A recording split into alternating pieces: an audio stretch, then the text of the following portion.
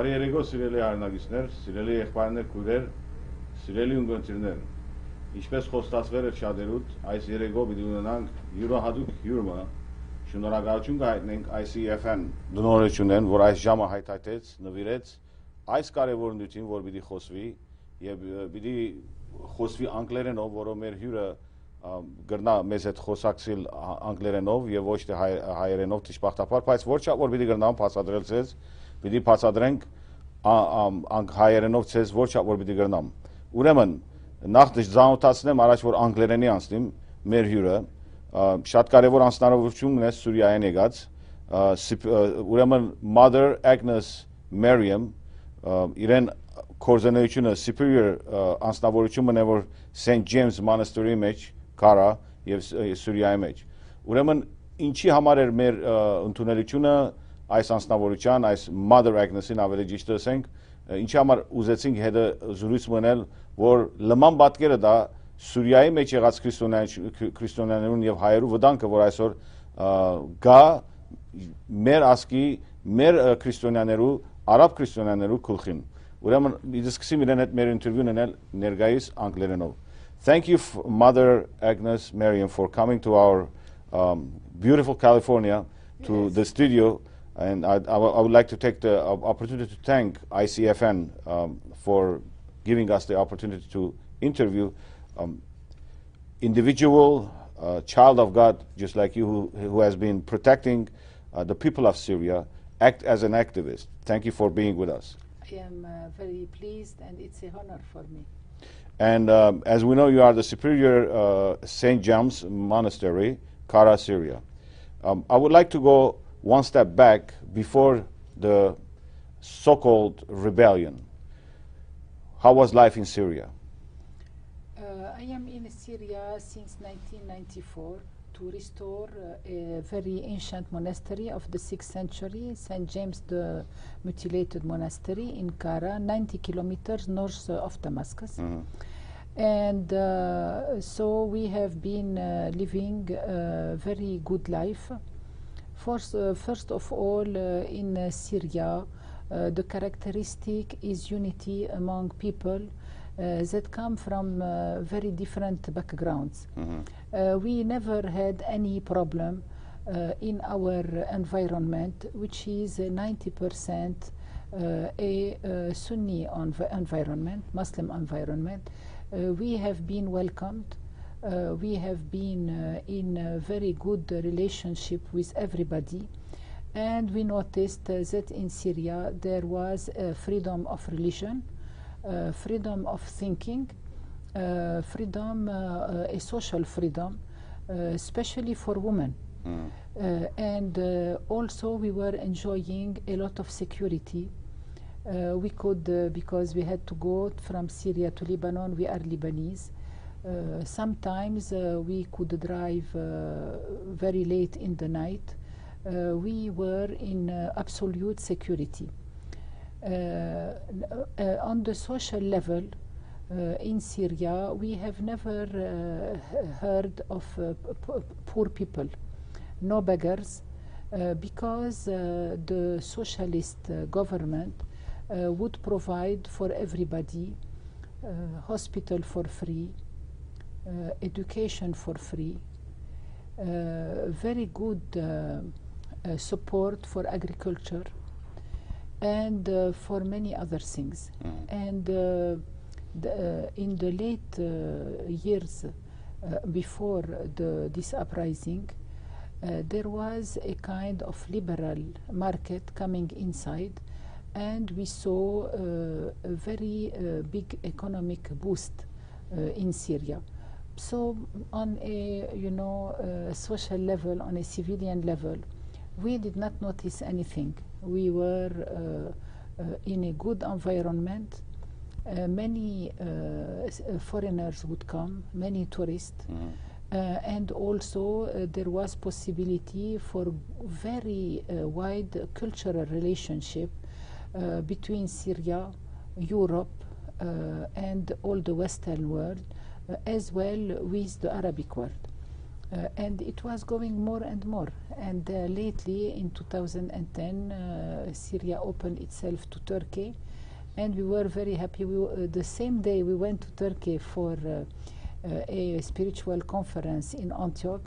There was a agreement between Syria and Turkey to lift the border, and Syrian did not need any more a visa to pass to Turkey, right. As well as freedom of trade. So it was a good situation. So life was good. Of course, there were difficulties for some people, but as in general, it was very pleasant to live in Syria, because I've heard, for example, a pastor like Rick James, who went to Syria and confessed during 2009 what kind of a visit he had. Very normal visit. People, religious freedom, and all the normal normal sceneries that the person can live in. Yes, maybe on a political level there have been problem for people, but we were not involved in any political activity, and so we cannot say anything about this. Well, in a political level, there is problem with any country. Maybe yes. In any justice system, there is a problem. Yes. If we want to dig and uncover the files, we will see lots of problems. But we will disregard that for now. I would like to go one step forward. We talked a little bit about, you introduced a little bit about the life as values. People live there. People lived interculturally, Armenians, Arabs, Christians, Maronites, Catholics, Muslims, Shiites, and Alawites. And at nights, people walked free, shopped free, nobody harassed, nobody incarcerated, nobody was robbed, and crime rate was normal.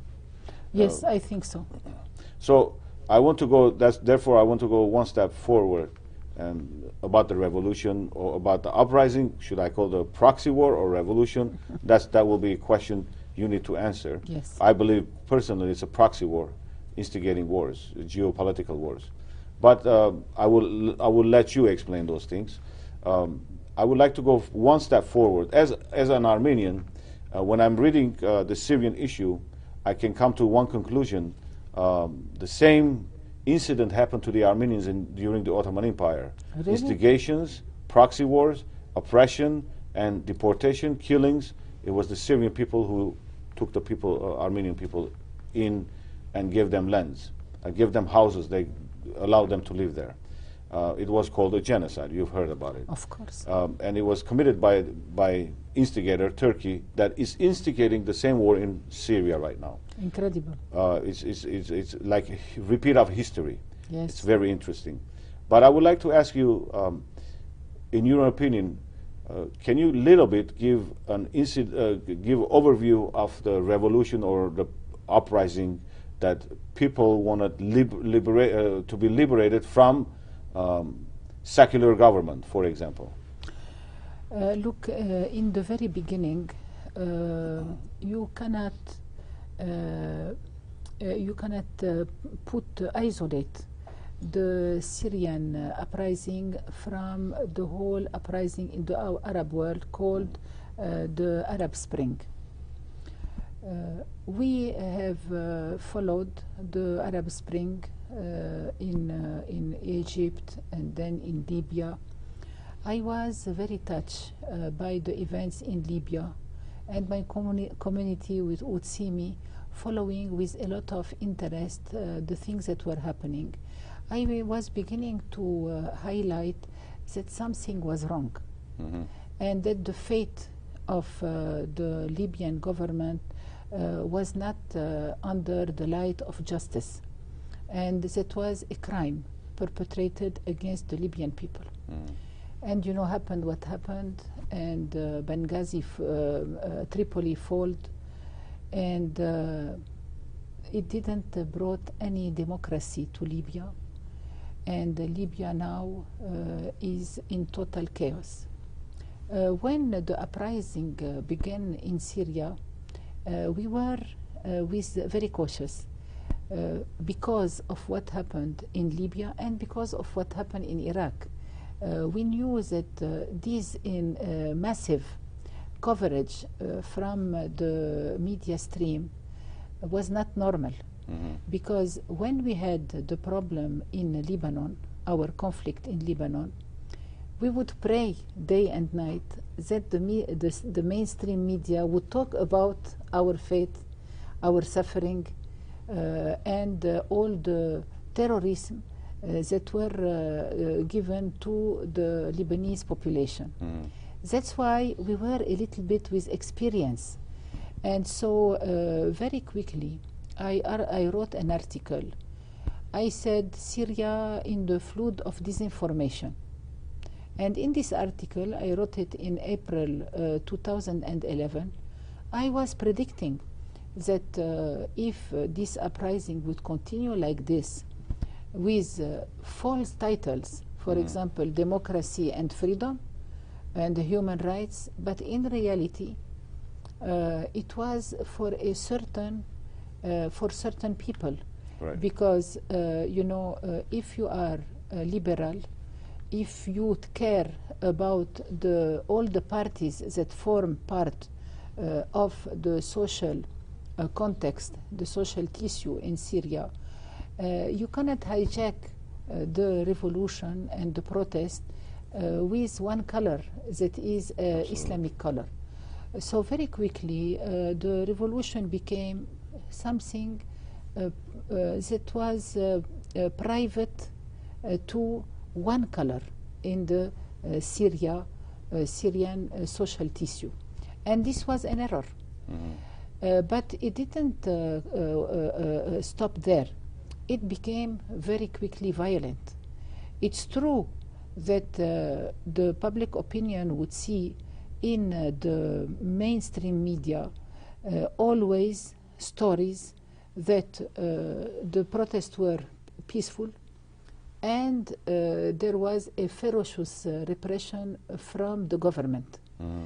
But we heard stories that were very different from the story coming in the mainstream media with all those videos. Sometimes videos, we could watch them coming from different parts of Syria. They had the same voice, for example.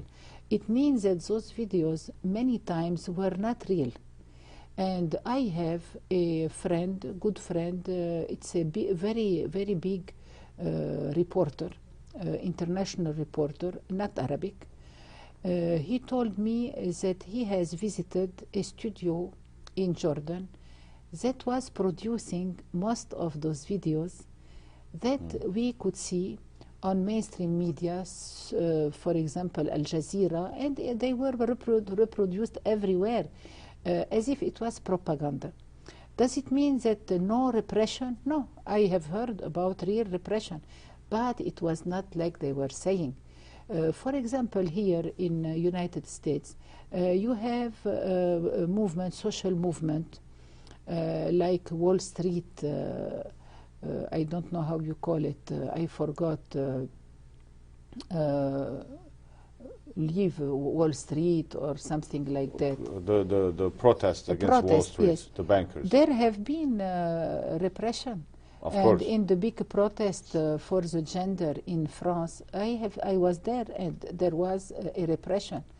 Now, they have been manipulating these stories because they wanted to gain something through propaganda. Am I justifying the government? I am not justifying the government. I am taking the side of reality. And on the other side, I can tell you, and I have experienced this, that violence against the civilian population and against the security forces and against the government were growing in a way that was very much like terrorism. So this revolution was not a genuine quest of the civilian population in harmony for something. It was, they need, every government, every nation needs reform, need the democracy. I don't say not.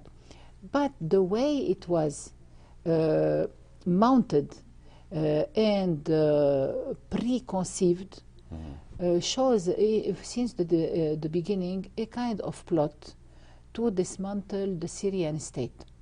And the reality is that slowly by slowly, it has opened itself to more sectarianism, to unjustified violence against civilians and against the infrastructure of state.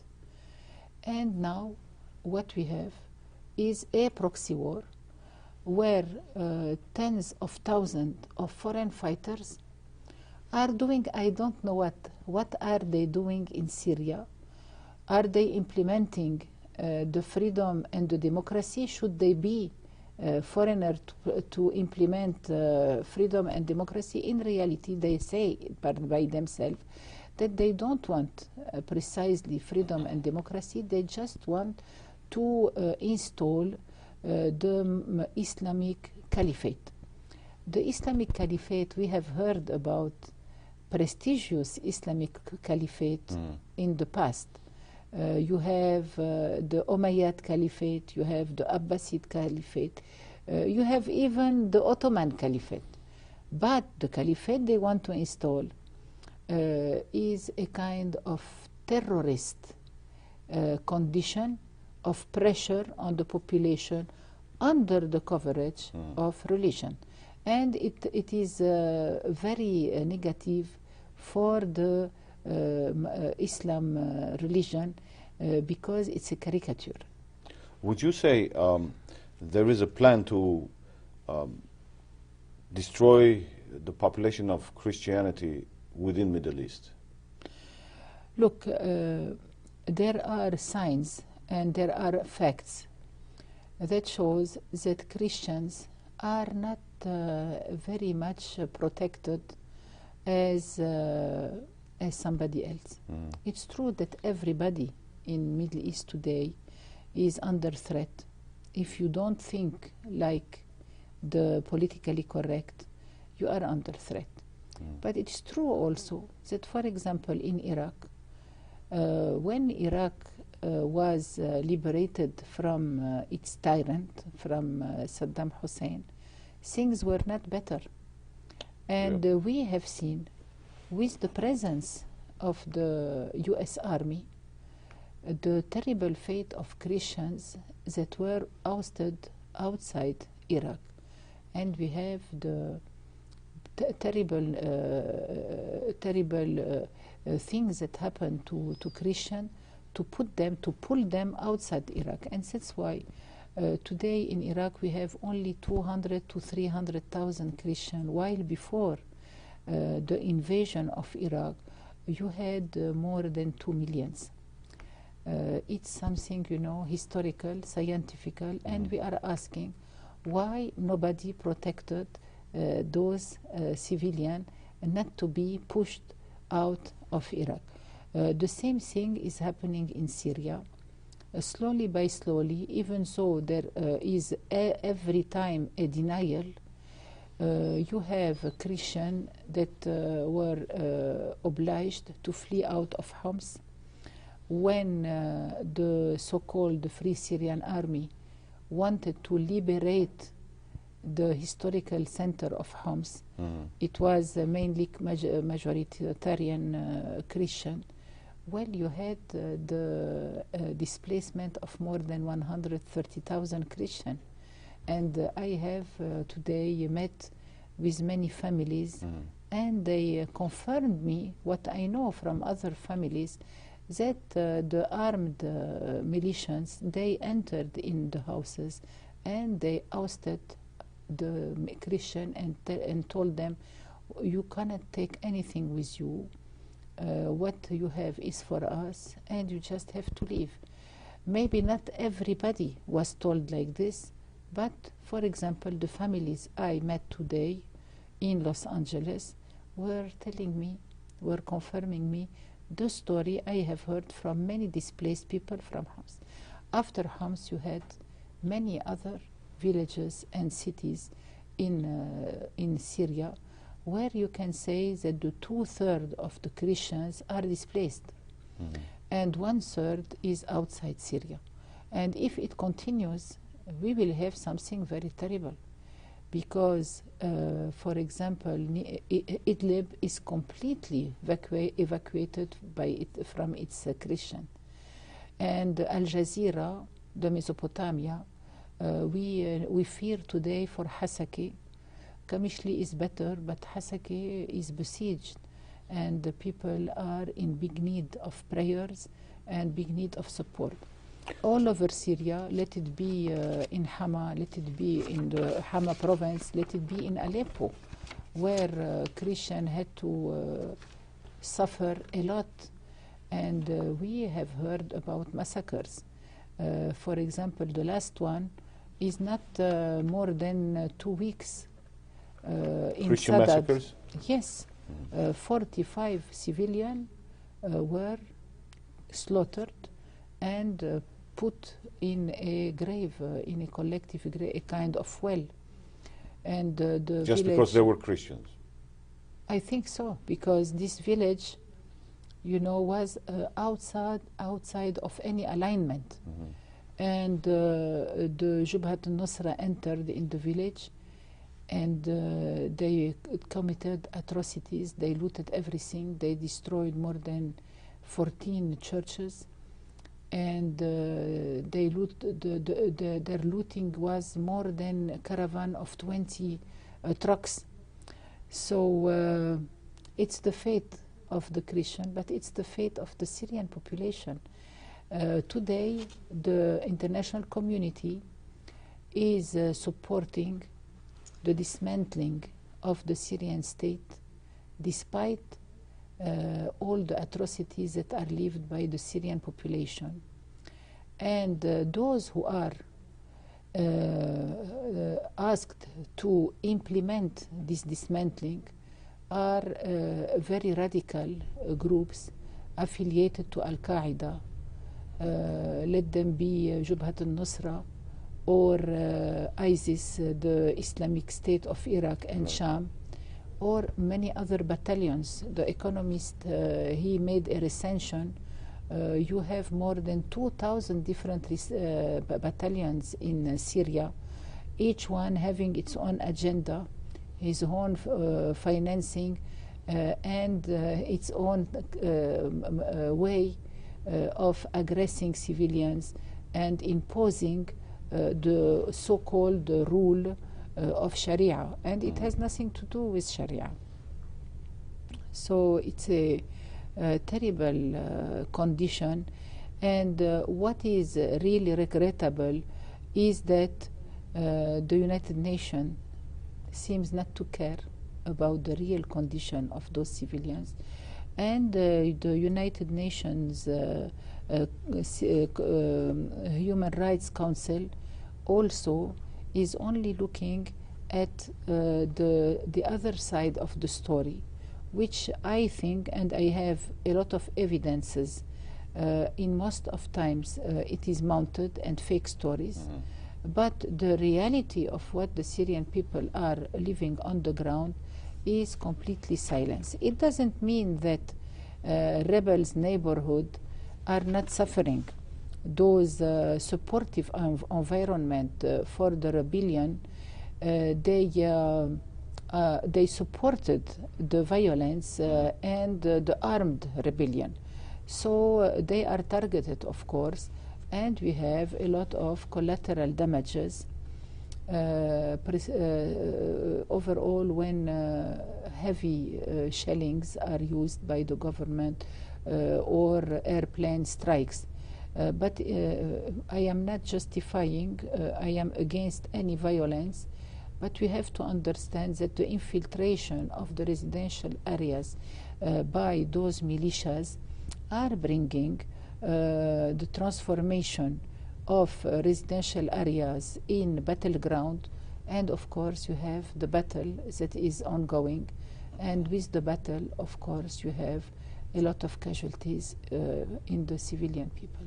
What would you say on the issue of Syria having the evidence of the oldest Christian civilization, monasteries, the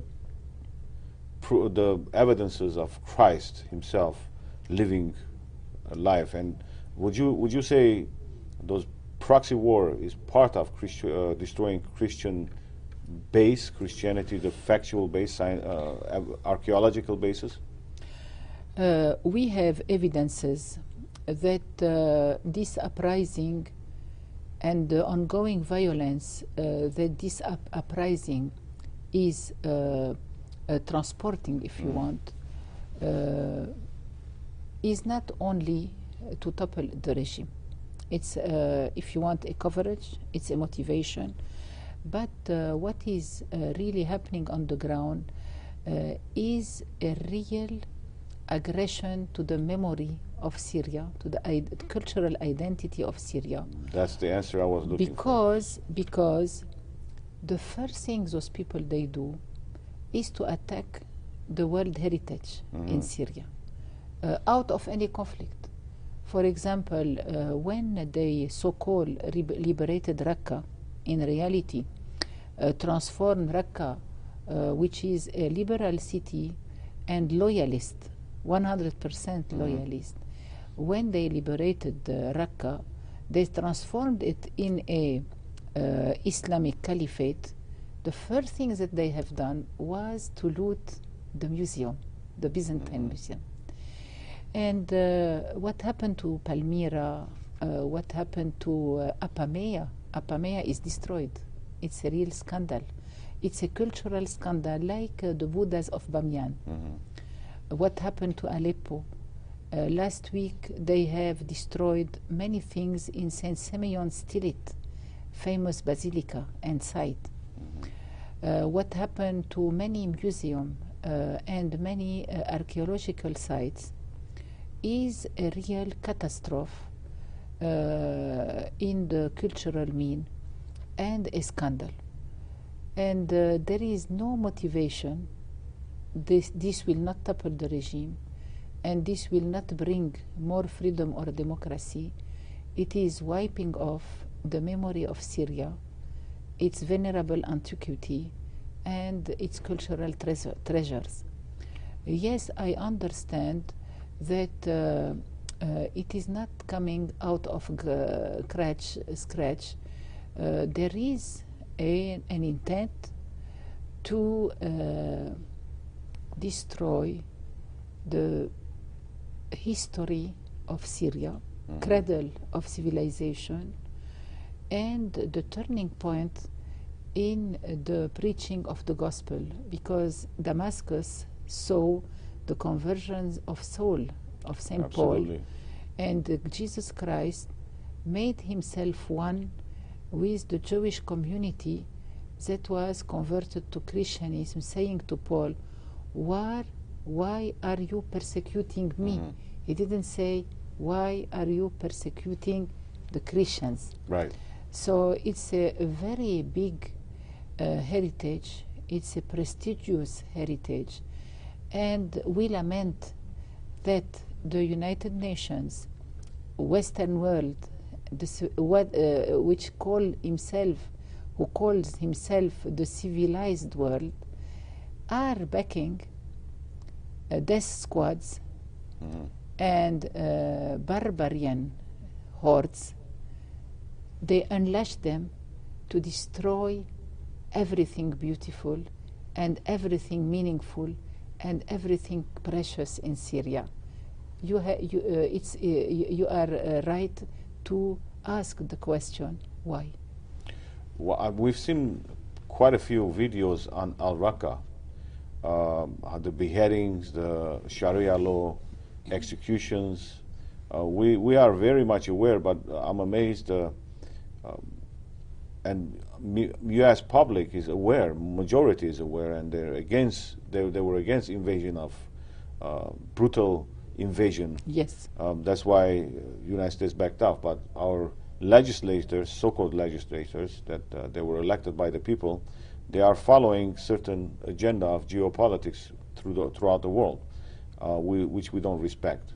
But the main issue right here is human life and civilization that existed thousands of years, Christian civilization, archaeological foundations, archaeological facts, which they want to destroy to place with new religion, I believe, new way of religion. I would like to take a moment to explain our viewers few words in Armenian, if it's possible. Yes. Սիրելի հարնագիստներ, ես երկու խոսքով բացատրեմ իմ հարցումս էր շատ կարևոր առաջ որ այս հեղափոխությունը սկսվեցավ, ինչպես էր կյանքը Սուրիայի մեջ։ Սուրիայի մեջ կյանքը հավասարապես մարդիկ կապրեին իրենց կյանքով քրիստոնյան իրավունքներ ապրելու, իսլամն իրավունքներ ապրելու, ոչ մեկը ոչ մեկուն արգել չեր գնար այդ էր պատասխանը եւ հանգիստ կապրեին։ Իսկ այս հեղափոխությունը սկսվեցավ տերորիստական հիմքերու վրա, արևմուտքի կամ դարբեր ուժերու միջոցով եւ վերջի հարցումս էր շատ կարեւոր որ մեզ քրիստոնյա եղբայրներուն եւ քույրերուն հոգեվորականներուն պետք է հետաքրքրե բոլոր կետրոնացումը եղած է destroy-նել, ոչնչացնել քրիստոնեական կետրոնները, որ Քրիստոսի ժամանակ գոյություն ուներ, բամբարդնել, դուրս անել եւ մաքրել եւ evidence-ները, այսինքն այդ փաստերը հանել, որ քրիստոնեությունը չեզոքացնեն գլխավորապես։ Այս էր պատասխանը եւ ես փորձեցի մանրամասն բացատրել շատ կարճ, որովհետեւ անգլերենով մեր ինտերվյուին պիտի շարունակեմ անգլերենով։ Your answer was very direct to the point of and it should touch actually to every Christian regardless of what denomination they believe in, what secular or denomination, Catholic, Protestant, Orthodox, it should head to the heart of every Christian here in this country if there are really Christians, because once they destroy the heart of the Christian civilization, we are destroyed as faith. Of course. In any way, they can infiltrate and they can create new religions after that. Of course. And I would like to also mention, we Christians are not really united, because when Islamic Jihad, when a fatwa is read, those barbarians attack left and right because their imam said certain fatwa, which is not even humane. Sometimes we see. In case of, we've heard lots of fatwas being read through YouTube, and they acknowledge it. But to my amazement, the West is quiet about those. They still want to implement rules and regulations in the name of, unfortunately, liberation, but I would say more oppression. Oppressing me, because through Christianity is liberating the spirit, not religion. The Christianity, the Holy Spirit is the one that really liberates the spirit. And I see that's what they want to oppress throughout the world. And you also talked about repression in Syria. We have repression here also. I would like to acknowledge repression. The United States is the largest, is the world's biggest incarcerated rate holders, to be honest with. And unfortunately, that is the truth. And we call ourselves democracy and equality. Maybe we need to learn from other countries where they have low rate of incarcerations and drugs or whatsoever crimes, for example. So I will leave that. Maybe some other time we can talk about it if we have the opportunity. But I want to concentrate on the matter of Syrian people right now. As you explained, the Christian civilization is being destroyed, which is very, very important. I remember one of the issues with the Libyans, once they so-called liberated their country, first they even had the guts to destroy the cemeteries, Christian, the crosses. Exactly, yes. Would you see the same issues here? Yes, a few days ago, the crosses in a village nearby our monastery were blown up. I think that those acts of vandalism are a message.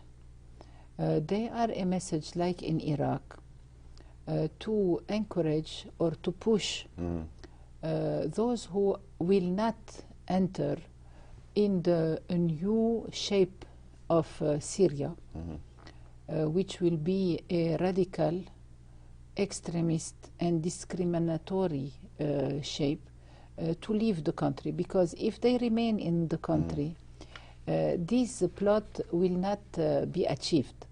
So we wonder why the world is supporting this violence, which seeks to implement a chaos and a regression to the barbarian age.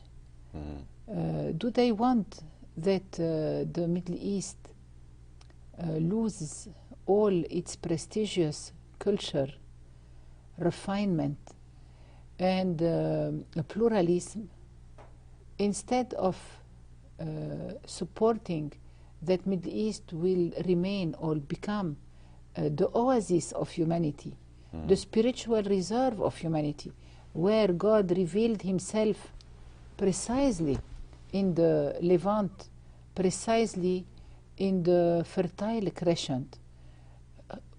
We don't understand why there is this heavy support with money, with intelligence, with media, for the most radical movement ever that we would see ever. You know, Aleppo has been invaded many times, especially by the Mughals, and the Mughals were very severe. The Mughals did not do with Aleppo what those death squad have done to Aleppo.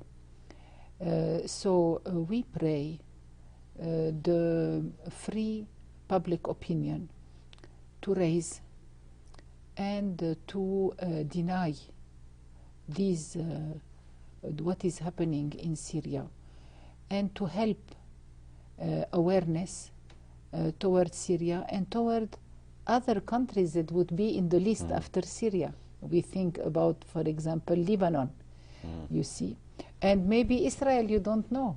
I have some friends among the Jews that are very much worried about seeing Israel completely besieged by countries that fall one after the other under the umbrella of religious radicalism.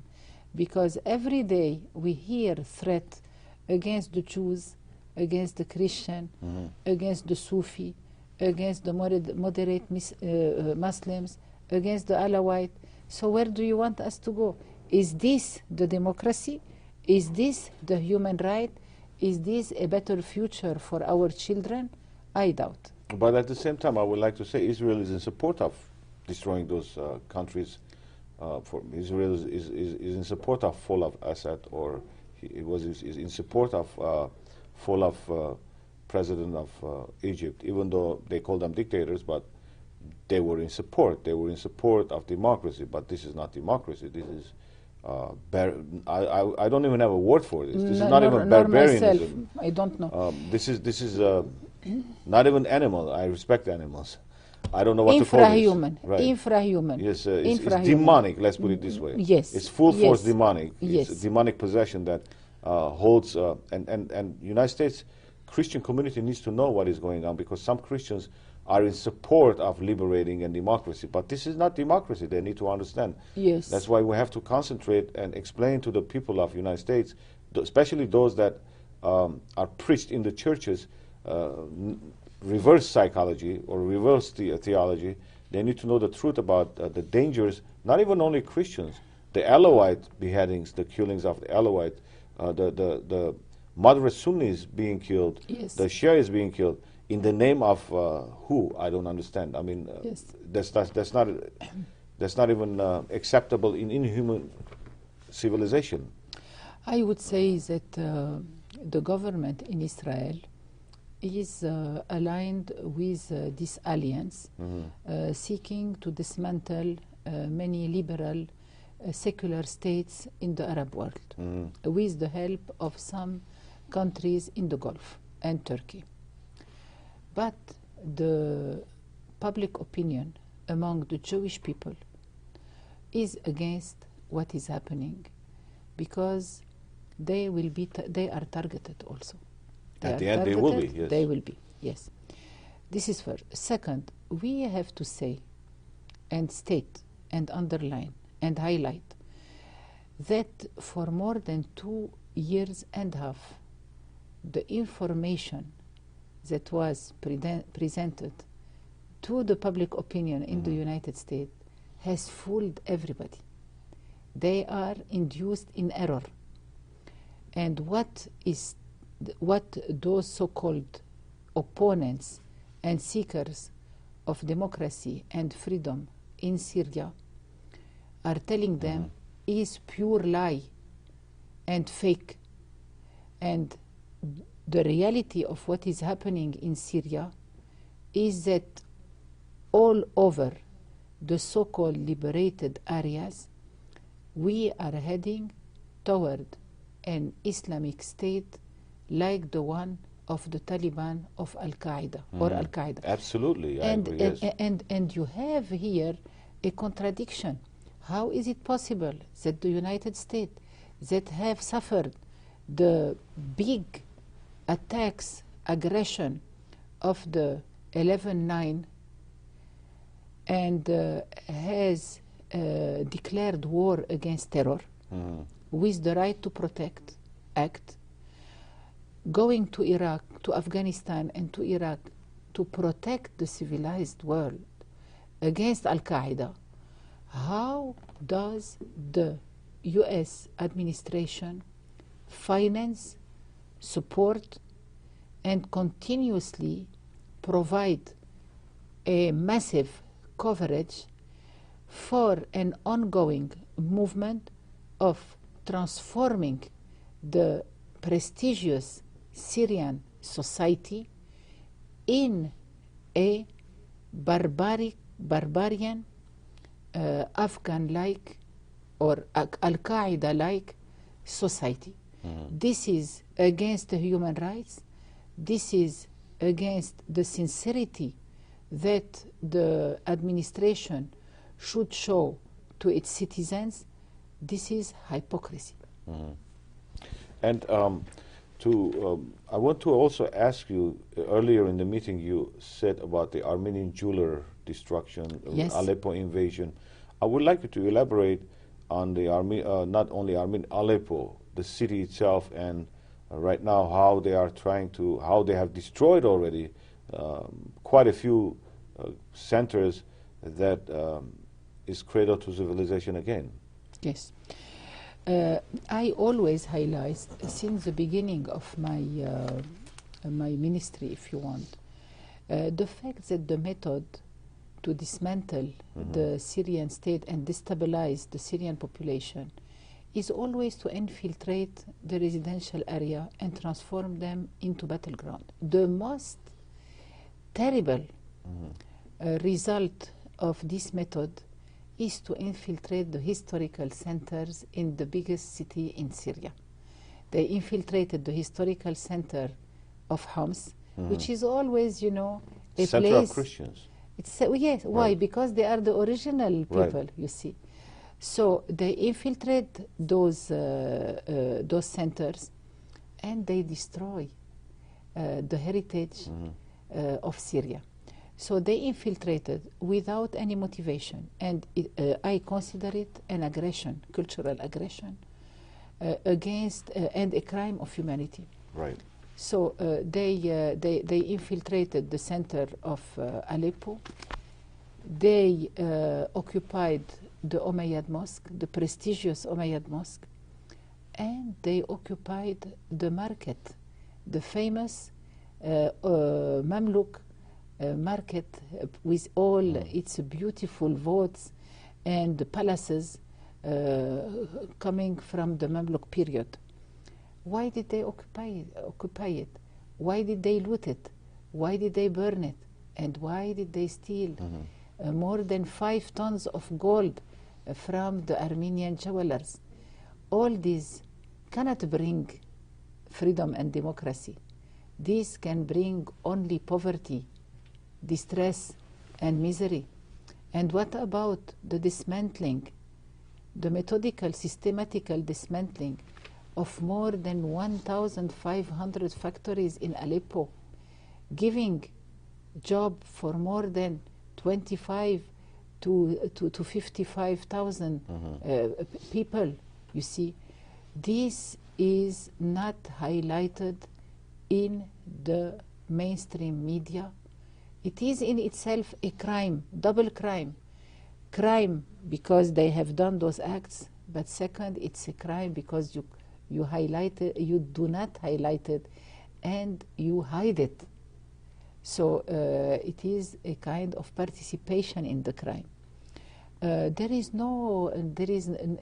have no words to describe the terrible situation in Syria, while they cover themselves by saying it is all the fault of the Assad regime. I will tell you, the unique who is suffering in Syria is not the Assad regime. It is the Syrian population, the innocent, the silent majority. This silent majority is retaliated because it is silent, because it did not align until today with this false revolution. And the reality, you have heard about the statistics in May 2013, the statistic of NATO. 70% of Syrian population still wants its government. They don't want the adventure of this revolution. So because of less than 30%, because among those 30% you have people that are not aligned at all, or they are not even in Syria. You have less than 20% of the population, for 20% of the population who are implementing the most radical movement against freedom, against human rights, against equality, against pluralism. They are only chanting it verbally, in a virtual way, but on the ground they are not implementing this. How is it possible to forget the majority of the Syrian population, the will of the Syrian population, and just entrust the country and the future of the country and the representativity of the country to people that are outside Syria for more than 25 years?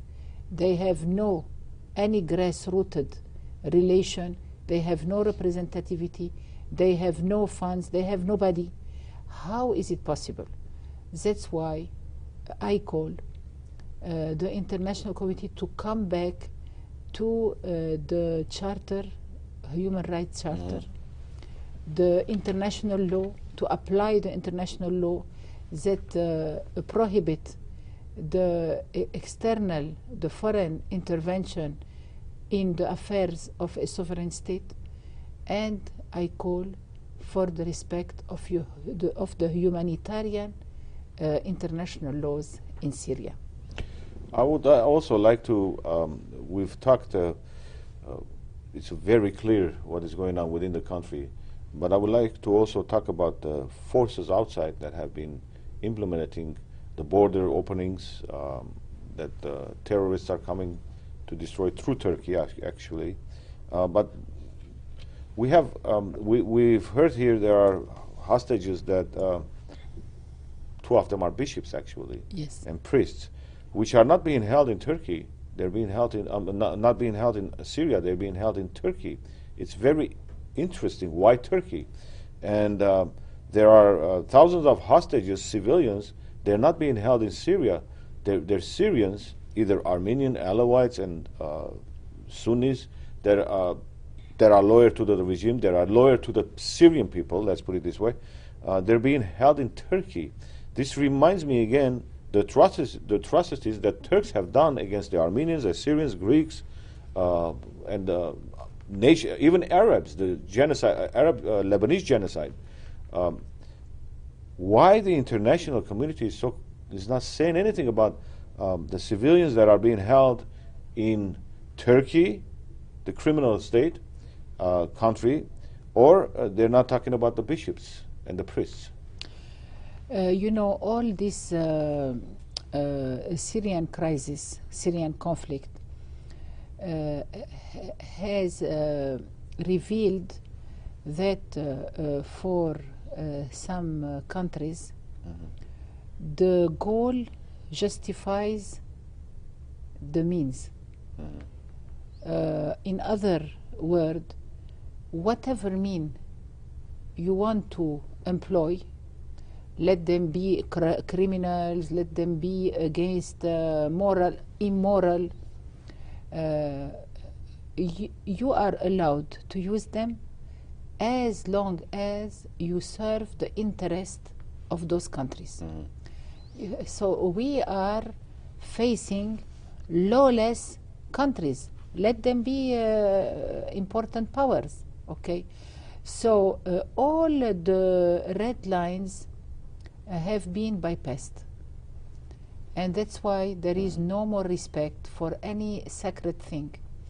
Churches have been desecrated. Mosques have been desecrated. Synagogues have been destroyed.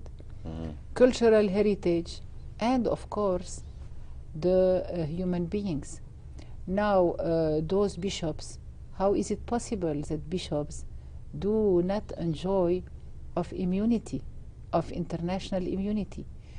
How those countries that are fueling the rebels and that are orienting the rebels, because the one who gives is the one who gives also order. So if you finance rebels, you can also issue orders for them and they will obey you. So my question is, how is it possible for those countries that are fueling those rebels not to at least give them some limits, to define some rules?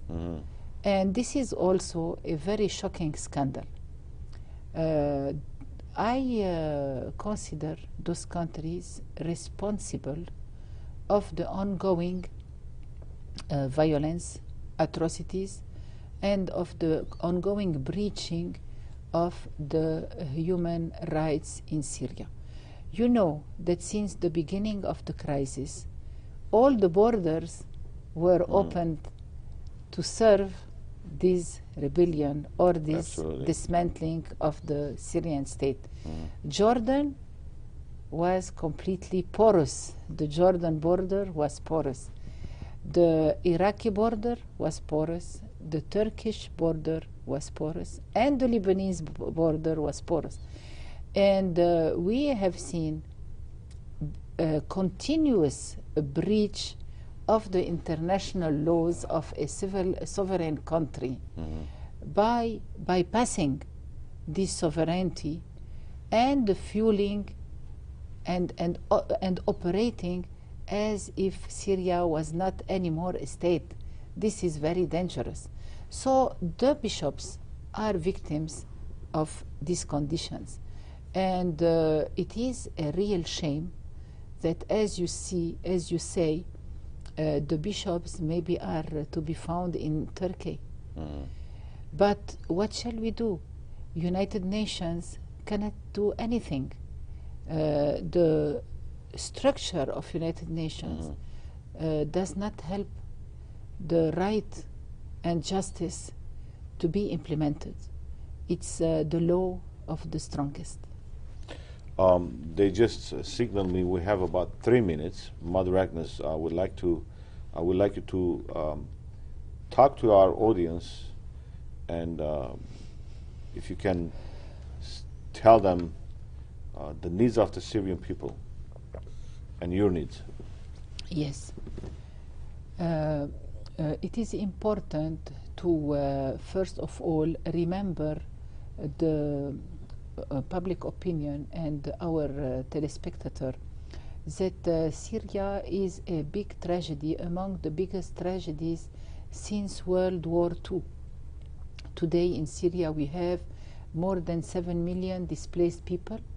We have 2 million that are outside Syria, and more than the 2/3 of the Syrian population are in need of aid, of relief.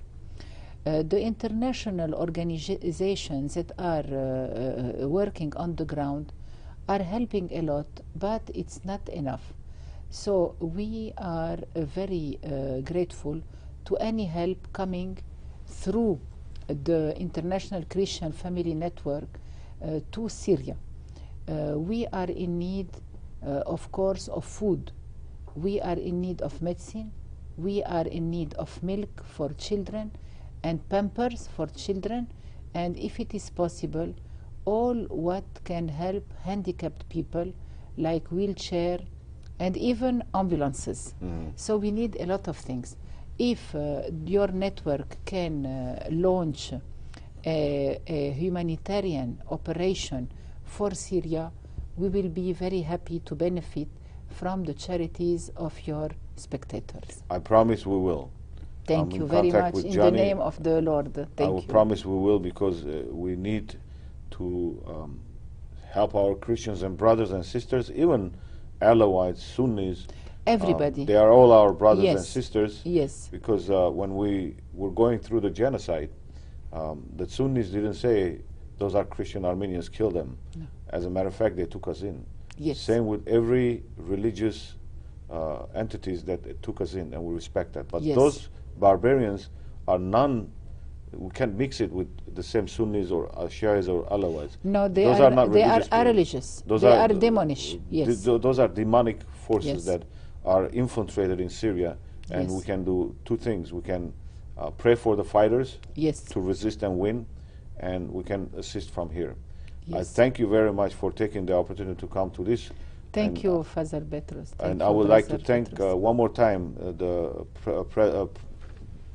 the Նորենչյան շնորհակալություն գայտնեմ մեմևս Նորենչյան ICF-յանի, որ ընդունեց այս շոն եւ նվիրած այս շոն Սուրիայի եւ Սուրիահայերու եւ Սուրիա ժողովրդի համար։ Շնորհակալություն, մեզ հետ միացել էիք Mother Agnes Mariam-ի հետ մեկ ժամով եւ հավասիկ իրեն դուրերը ստացակ Mother Agnes Mariam-ը շատ ընդունված անձմն է միջազգային կետնի վրա եւ ուրախ ենք որ այս ստուդիոն իրեն ընդունեց որպես հյուր։ Շնորհակալություն, and thank you very much, Mother Agnes. Thank you for your support. Thank you. God bless you.